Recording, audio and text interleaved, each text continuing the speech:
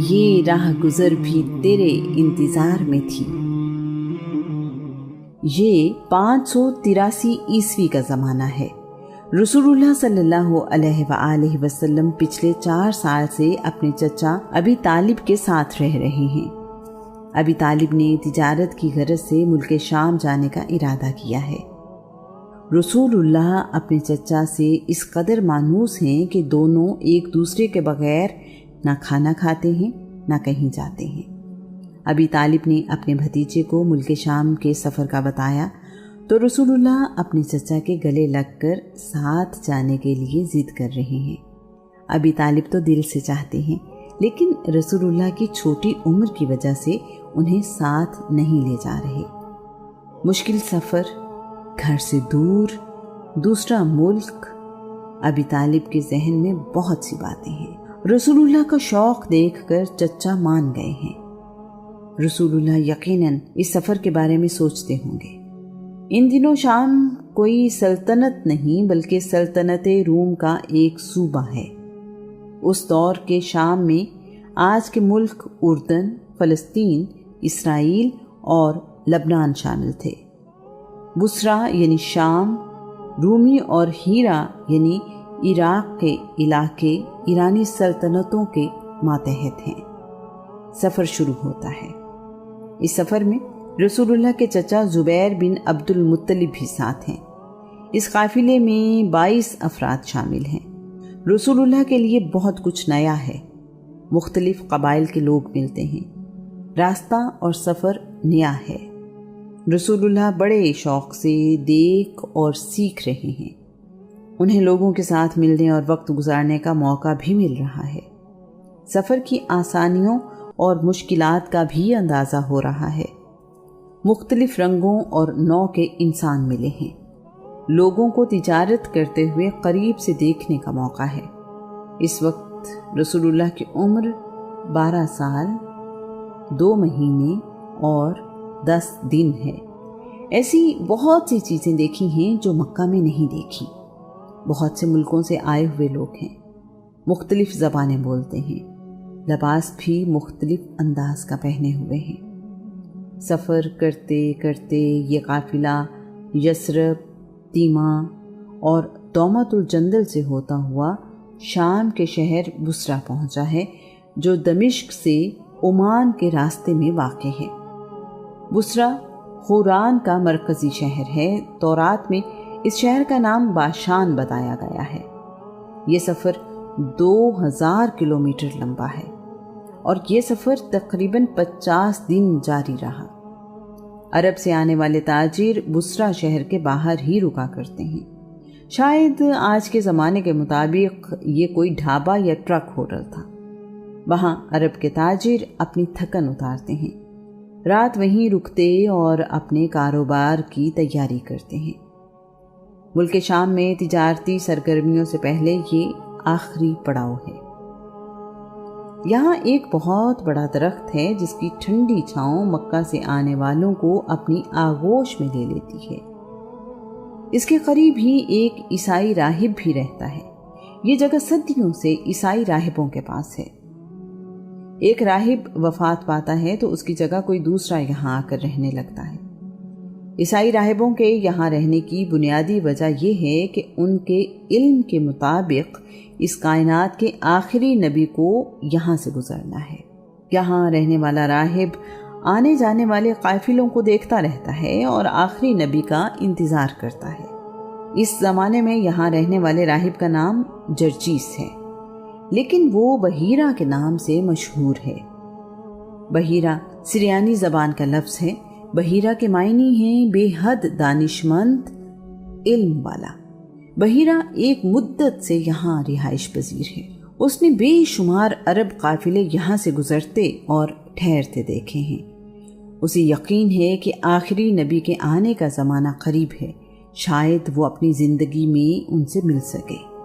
اس بار عرب تاجروں کا جو قافلہ بصرہ آیا ہے وہ پہلے تمام قافلوں سے مختلف ہے۔ بحیرہ نے کچھ غیر معمولی چیزیں دیکھی ہیں۔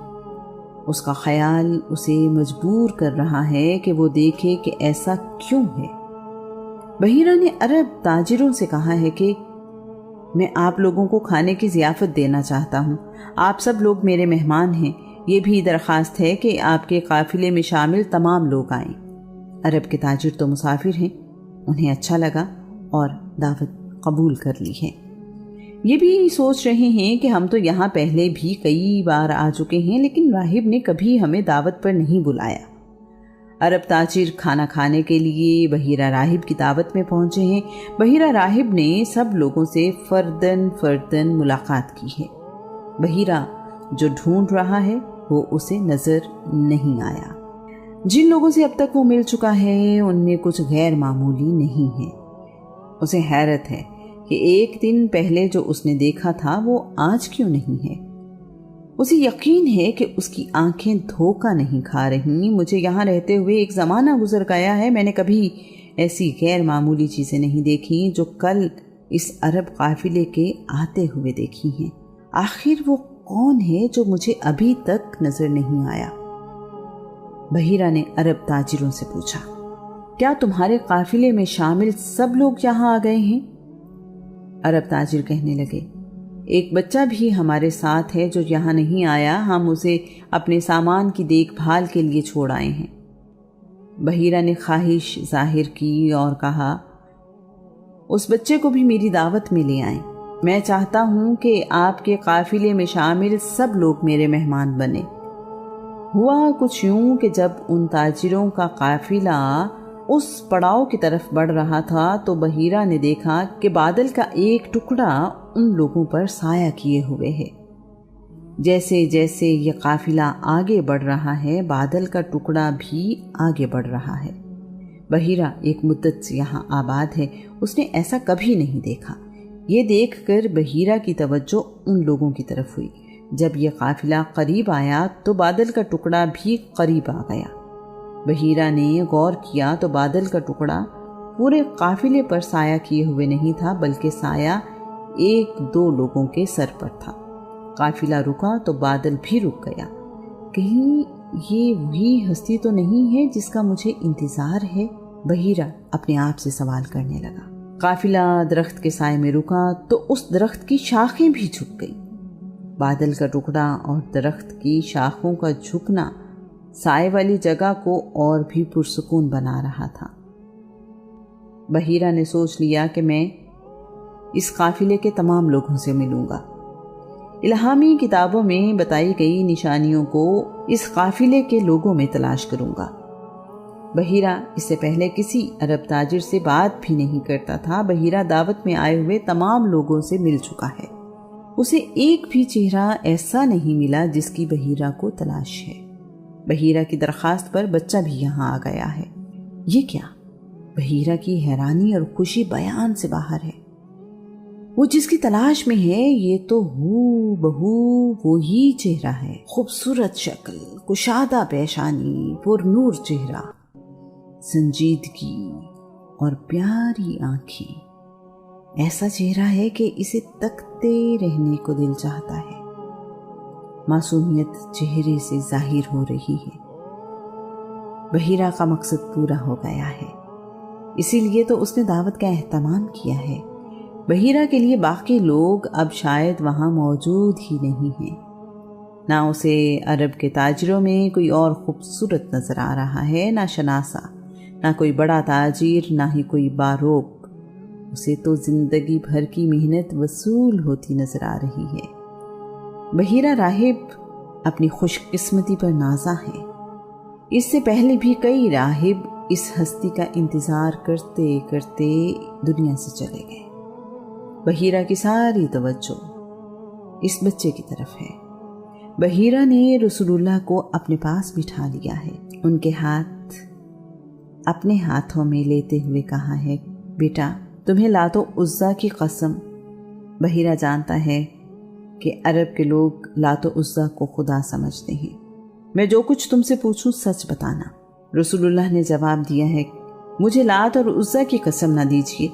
خدا کی قسم مجھے جتنی نفرت بتوں سے ہے کسی اور چیز سے نہیں. بحیرہ نے کہا اچھا بیٹا تمہیں خدا کی قسم میرے سوالوں کے جواب سچ سچ دینا. رسول اللہ نے کہا آپ پوچھیں میں صحیح صحیح جواب دوں گا. بحیرہ رسول سے ان کی زندگی، عادات، مصروفیات، نیند، شوق وغیرہ کے بارے میں سوال کر رہا ہے۔ وہ سوالوں میں کائنات اور خدا کے بارے میں بھی پوچھ رہا ہے۔ بحیرہ اس خوبصورت شخصیت میں کھو گیا ہے جو ابھی اپنے بچپن میں ہے۔ اس کے سوالوں کے جواب اس کی امید سے بڑھ کر ہیں۔ وہ ذہانت اور سنجیدگی سے بہت متاثر ہوا ہے۔ جب بحیرہ کے خیال میں ساری نشانیاں پوری ہو گئیں تو اس نے رسول اللہ سے کہا ہے کہ میں تمہارے کندھے اور گردن دیکھنا چاہتا ہوں۔ بحیرہ نے جب رسول اللہ کے کندھوں کے درمیان نبوت کی نشانی بھی دیکھ لی تو ابی طالب سے پوچھا، آپ کا اس بچے سے کیا رشتہ ہے؟ ابی طالب نے کہا، یہ میرا بیٹا ہے۔ بحیرہ کی تسلی نہیں ہوئی۔ اس کا علم اور الہامی کتابیں تو کچھ اور بتا رہی ہیں۔ اس نے ابی طالب سے کہا، میرا علم تو مجھے کچھ اور بتاتا ہے۔ ابی طالب بولے، تمہارا علم تمہیں کیا بتاتا ہے؟ بحیرہ نے کہا، اس بچے کو یتیم ہونا چاہیے۔ ابی طالب نے کہا، تم ٹھیک کہتے ہو، یہ میرا بھتیجا ہے اور میرا بھائی وفات پا چکا ہے۔ بحیرہ نے فوراً پوچھا، تمہارے بھائی کی وفات کب ہوئی؟ ابی طالب کہنے لگے، میرا بھائی اپنے بیٹے کے پیدا ہونے سے پہلے ہی فوت ہو گیا تھا۔ بحیرہ کی آنکھوں کی چمک بتا رہی ہے کہ جس ہستی کے لیے وہ یہاں رہتا ہے یہ وہی ہستی ہے۔ بحیرہ نے ابی طالب سے کہا، میں نے جو خوبیاں اور نشانیاں آپ کے بھتیجے میں دیکھی ہیں وہ اس کائنات کے آخری نبی کی نشانیاں ہیں۔ میں نے بادل کو اس کے سر پر سایہ کرتے اور ساتھ چلتے دیکھا ہے۔ اس کا چہرہ وہی ہے جو الہامی کتابوں اور نبیوں نے بیان کیا ہے۔ میرا مشورہ ہے کہ آپ اسے جلد سے جلد مکہ واپس لے جائیں، ایسا نہ ہو کہ یہودی اس کو پہچان لیں اور نقصان پہنچائیں۔ اگر انہوں نے وہ دیکھ لیا جو میں نے دیکھا ہے تو وہ ضرور اسے نقصان پہنچانے کی کوشش کریں گے۔ اس کا زمانہ قریب ہے میں بتایا جا چکا ہے کہ رسول اللہ کے والد عبداللہ کو شام میں یہودیوں نے پہچان لیا تھا کہ یہ آخری نبی کے والد ہیں۔ انہوں نے عبداللہ کو جان سے مارنے کی کوشش بھی کی تھی۔ بحیرہ راہب کا رسول اللہ کے بارے میں یہودیوں کی طرف سے نقصان پہنچانے کا ڈر بے وجہ نہیں ہے۔ باتیں کرتے کرتے اس کی نظر روم سے آنے والے لوگوں پر پڑی ہے۔ اس نے ان لوگوں سے پوچھا ہے، تم لوگ کس لیے یہاں آئے ہو؟ انہوں نے کہا ہے، ہم اس نبی کی تلاش میں نکلے ہیں جس کی خوشخبری تورات اور انجیل میں دی گئی ہے۔ ہمیں پتہ چلا ہے کہ وہ اس مہینے سفر کے لیے نکلا ہے۔ ہم نے اس کی تلاش میں ہر طرف لوگ بھیجے ہیں۔ اگر وہ ہمیں مل جائے تو ہم اسے قتل کر دیں گے۔ بحیرہ نے ان سے پوچھا، کیا تم میں کوئی زیادہ باخبر آدمی نہیں ہے؟ انہوں نے جواب دیا، ہمیں ساری اطلاع ہے۔ بحیرہ نے ان رومیوں سے کہا، خدا کے بندو، اگر خدا کسی کام کا ارادہ کر لے تو کیا دنیا کی کوئی طاقت اسے روک سکتی ہے؟ وہ بولے، ہرگز نہیں۔ بحیرہ کے سمجھانے سے وہ لوگ اس ارادے سے باز آ گئے اور بحیرہ کے پاس ہی ٹھہر گئے۔ بحیرہ راہب کو انہی لوگوں سے پتہ چلا کہ یہودی آخری نبی کی تلاش میں 7 مختلف راستوں پر انہیں ڈھونڈنے نکلے ہیں۔ قرآن مجید یہودیوں کے رسول اللہ کو پہچاننے کے متعلق کہتا ہے، جنہیں ہم نے کتاب دی وہ بالیقین پہچانتے ہیں کہ یہ سچے نبی ہیں، جس طرح وہ اپنے بیٹوں کو پہچانتے ہیں کہ وہ ان کے اپنے بیٹے ہیں۔ پھر بھی ان کا ایک گروہ جان بوجھ کر حق کو چھپاتا ہے۔ بحیرہ راہب نے خشک روٹی اور زیتون کا تیل رسول اللہ کو پیش کیا ہے۔ بحیرہ راہب اس کے بعد اپنی قیام گاہ کی طرف چلا گیا اور بار بار کہہ رہا ہے، میرا اندازہ درست تھا، آج میرے من کی مراد پوری ہو گئی، میں تو اسی انتظار میں تھا۔ ابی طالب تو ہمیشہ سے ہی اپنے بھتیجے پر جان نثار کرتے ہیں۔ انہوں نے رسول اللہ کو باپ کی طرح چاہا، پالا اور سرپرستی کی ہے۔ ان کے لیے بھتیجا بیٹوں سے زیادہ اہم ہے۔ ان کے اپنے بچے بھوکے سو سکتے ہیں، رسول اللہ کے لیے وہ یہ برداشت نہیں کرتے۔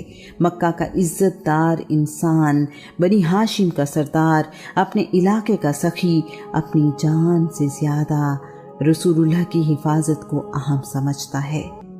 ابی طالب مکہ سے سامان تجارت لے کر شام اس لیے آئے ہیں کہ اچھا منافع حاصل ہوگا، آسودگی آئے گی اور زندگی گزارنا آسان ہو جائے گا۔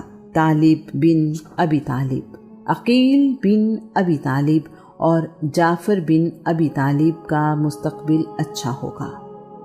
ابی طالب نے ایک لمحے کے لیے بھی نہیں سوچا کہ ملک شام آنے کا مقصد کیا ہے۔ انہوں نے 2000 کلومیٹر کا سفر اونٹوں پر کس لیے طے کیا ہے؟ مہینوں کی مسافت کس لیے ہے؟ انہیں تو بس اپنے بھتیجے کی حفاظت کی فکر ہے۔ مالی اور دنیاوی فائدہ نظر انداز کیا، اپنا مال اونے پونے داموں بیچا۔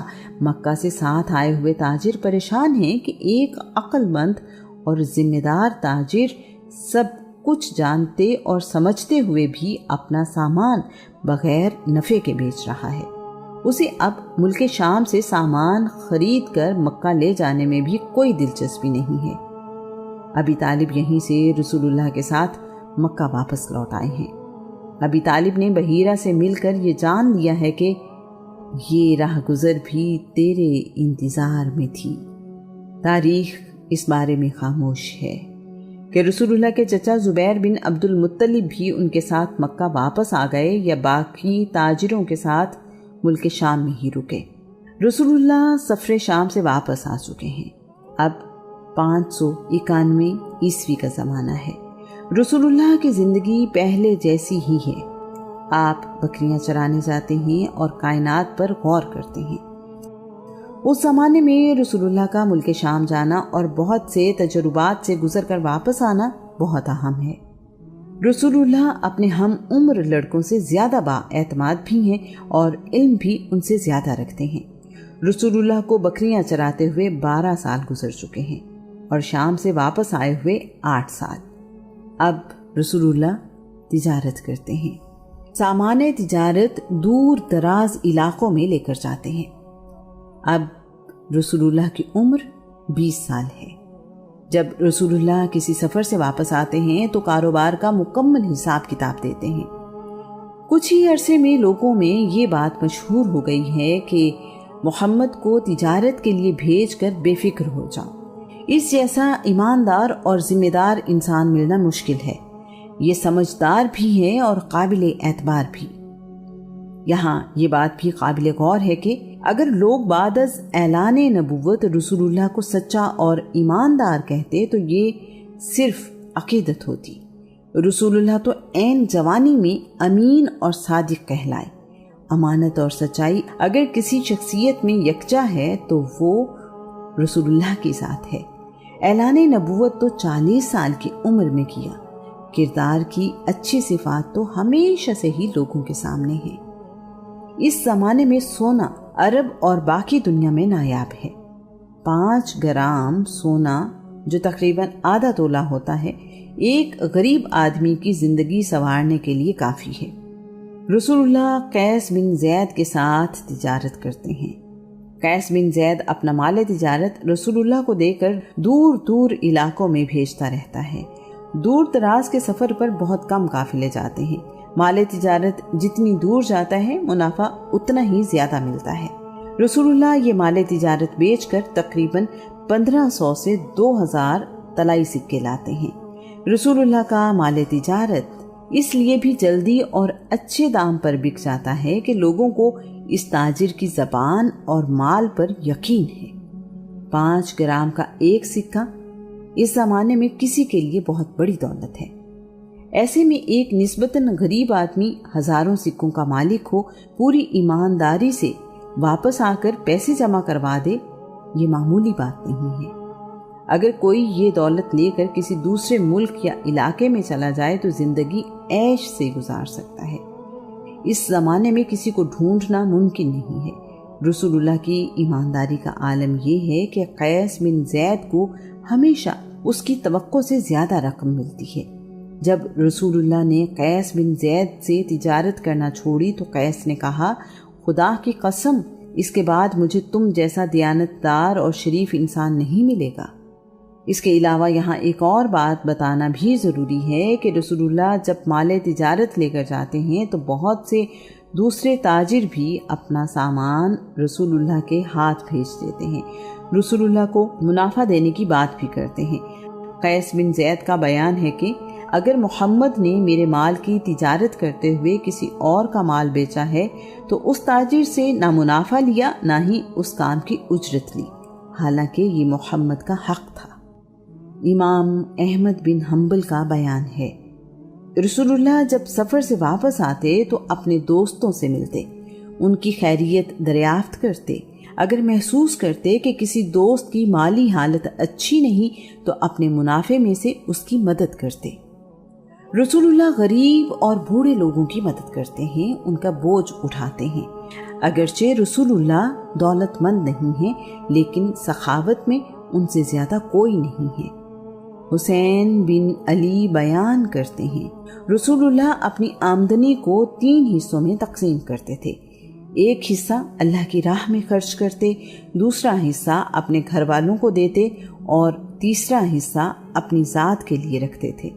رسول اللہ اپنے حصے میں سے ضرورت مندوں میں تقسیم کرتے تھے۔ رسول اللہ جمع نہیں کیا کرتے تھے، نہ ہی رسول اللہ کچھ چھپا کر رکھتے تھے۔